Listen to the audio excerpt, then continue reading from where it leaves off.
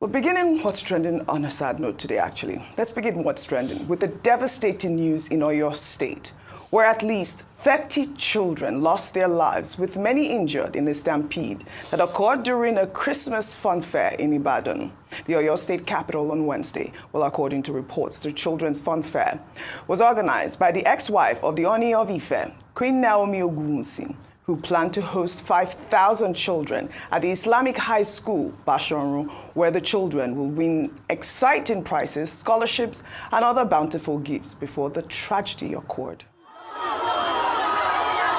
Bring water. Bring water, please. Bring water.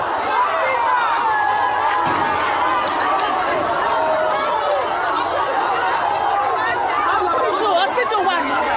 Only 5,000. Only 5,000. Only 5,000.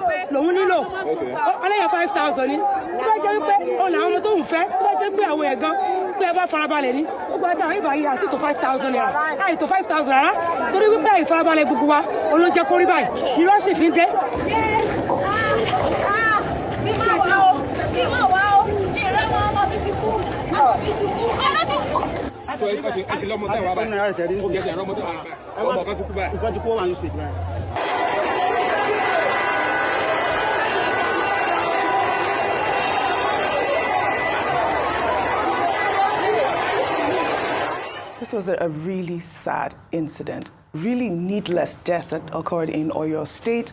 And I mean, there's been some response, especially from the governor of the state, Seyi Makinde, who put out a statement saying that the organizers of the event have been, taken into custody and investigations over the incidents have been initiated. He also said that measures have been put in place to prevent further deaths at the venue. I believe that they had, taken some of the casualty to the, nearby hospitals in Ibadan.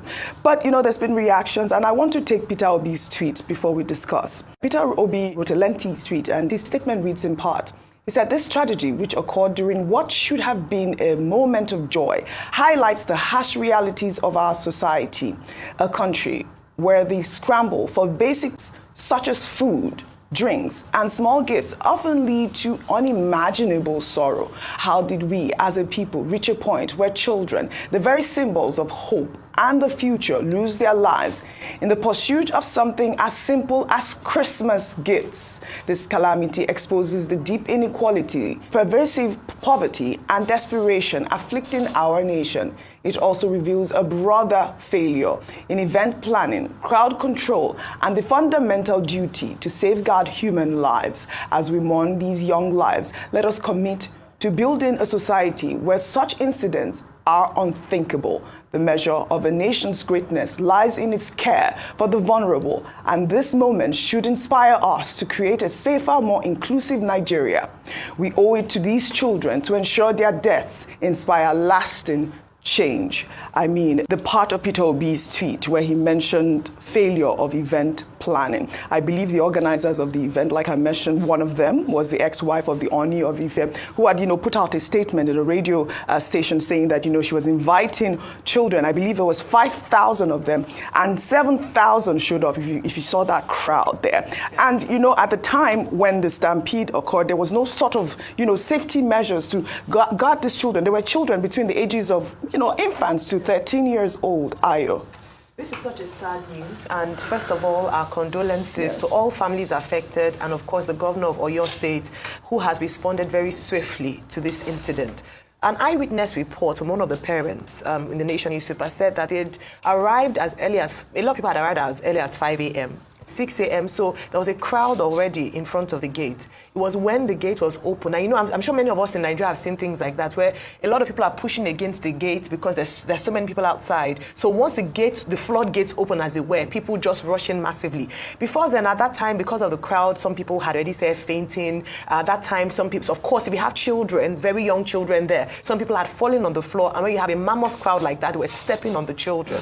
And unfortunately, they lost their lives. It raises a lot of questions. And I'm I'm glad that we've spotlighted the impact of poverty on people's reactions and response. 5,000 naira for 5,000 children was such a big deal that a mammoth crowd beyond 5,000 emerged. So the organizers should have taken that into context, knowing that since they didn't have any measures in place, whether a ticket, an armband, or a pre-registration, there was a possibility of an oversubscription of human beings coming there. What provisions did they make in the events that they had more people than required there? Maybe the first question to ask was the venue capacity. Could it take 5,000 people? Because if you have a crowd like that and then you see so many people, it means that perhaps the school wasn't even sufficient for the crowd that they were expecting. We see this happen a lot of times, and people take such risks. The other thing is, was there supposed to be a permit that should have been given for such a massive crowd gathering? Was that permit obtained by the organizers? If this wasn't done, then it's a case of negligence on their side. Was there provision for emergency responses? We've seen large events happen. There's no ambulance in sight. There are no paramedics in sight to respond to emergency situations like this. If that wasn't done, again, another case of negligence on the part of the organizers. Going on to go on radio later on to say, oh, we've reached capacity, was too late at the end of the day. So this is carelessness, negligence. But unfortunately, guess what? It's led to the loss of lives, and so people should pay for this. Because if we don't have examples of people not following due process when they want to hold such, even though it was in good faith, good gesture, if we don't have examples of this, then we're going to continue to see needless lives being lost. Finally, poverty. Poverty has been weaponized in such a way that we have turned our people to beggars. Yes. We've turned our people to almost animal-like situation. We saw this when we're sharing bread. People will be scrambling, killing themselves for a piece of bread. It highlights a failure as well of government to meet the needs of the people such that desperate measures are taken for a piecemeal. Yes. It is very sad. Yes, well said, Ayo. I mean, really, really sad incident. It's going to be a Black Christmas for many families in Ibadan. May their souls rest in peace, and I hope that, the families get some justice.